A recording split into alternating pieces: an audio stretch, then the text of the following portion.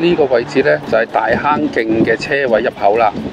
名門呢，有4座物業總成，單位總數呢，有376伙。地下嘅入口大堂。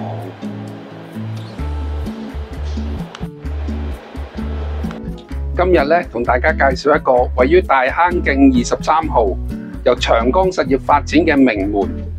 呢個複式單位呢，實用面積有2985尺，採取5房3套嘅設計。另外呢，呢度仲包括2個車位啦，同埋一個天台泳池。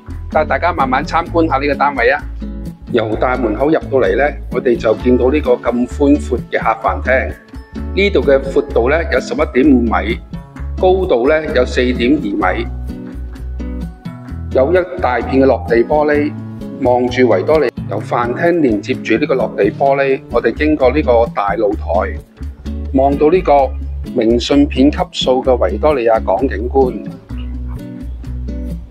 呢度嘅景觀呢，望到中環、九龍半島、跑馬地、銅鑼灣一帶，景觀非常之開揚同埋豐富。前面呢，亦都望到獅子山同埋呢個綠油油嘅紫羅蘭山。呢度呢，有張8人嘅大餐台。呢個咁寬闊嘅客飯廳呢，樓底亦都特別高，空間同採光率都非常之好㗎。而地下呢一層客飯廳呢，亦都有一個洗手間同埋套房嘅。我哋參觀下地下呢一層嘅套房。呢個套房呢，亦都係望返維港嘅景觀。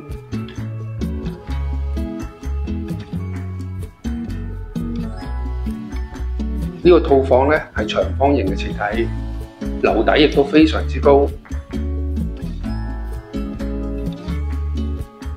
呢一間套房嘅浴室有一隻大窗，採取咗浴缸設計。而呢一邊嘅位置呢，亦都可以做成一個 walk-in closet。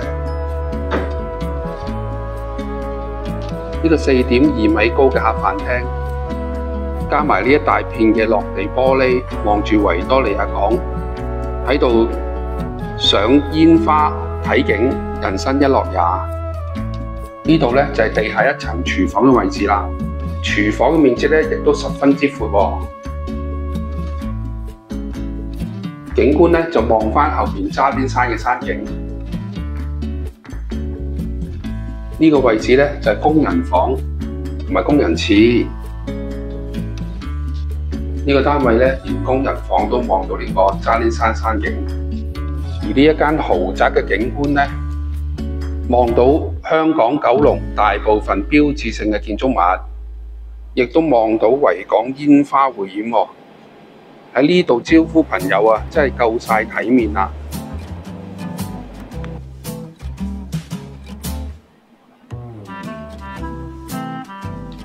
跟住呢，同大家上去上層睇下上層客房區域。我哋上層呢個樓梯呢，亦都有一個渣甸山山景嘅景觀可以欣賞。呢一間呢，就係上層其中一間套房啦，係第2間套房。而呢一間套房呢，個景觀望返渣甸山一帶嘅景觀，綠油油嘅山景啊，空氣都特別清新啦。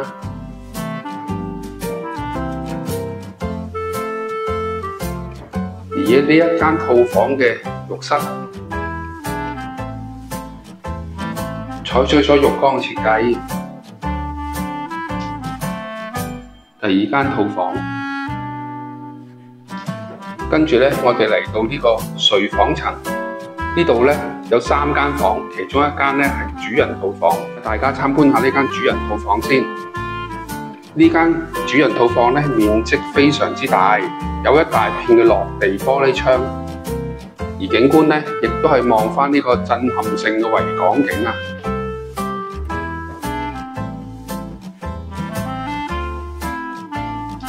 而呢一間主人套房呢，亦都包括咗呢個 walk-in closet 啦，或者係書房嘅位置。而另一邊咧就係主人房浴室啦，有雙洗手盆，好大嘅按摩浴缸，同埋沐浴乳淋。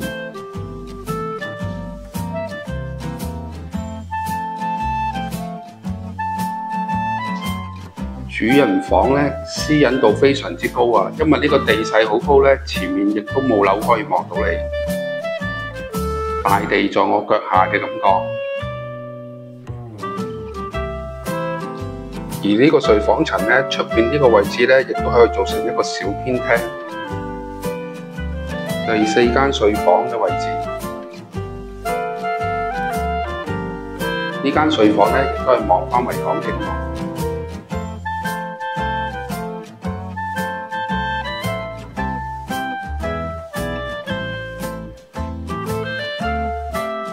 第5間睡房，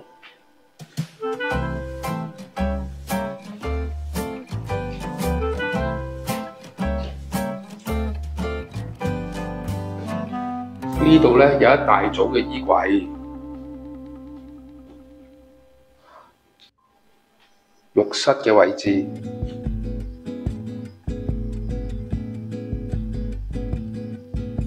經過上層複式睡房層呢度門咧，我哋就可以上去天台嘅泳池啦。呢個泳池咧係私家嘅，我哋上到去呢個私家泳池。呢個私家泳池咧，亦都係全維港景，私人享有。咁嘅豪宅配置咧，都唔係好多㗎咋。呢個咧就係呢個物業嘅私家泳池啦。呢個長度亦都夠，唔知足唔足夠你哋游水呢？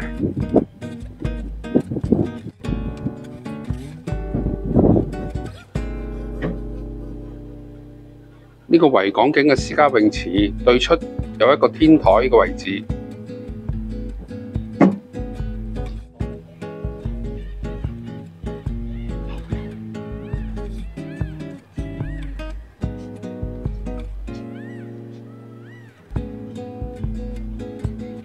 維港兩岸嘅景色一覽無遺，地下嘅花園平台，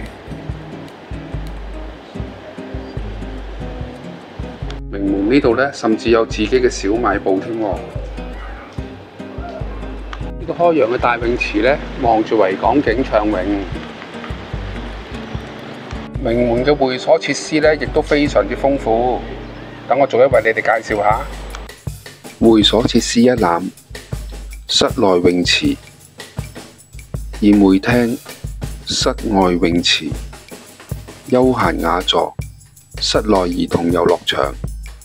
而佢嘅門口對面呢，有一架21號 M 嘅小巴落去銅鑼灣南方道。而呢一個出入口呢，就係可以經過大坑道，對面呢，就係真光書院啦。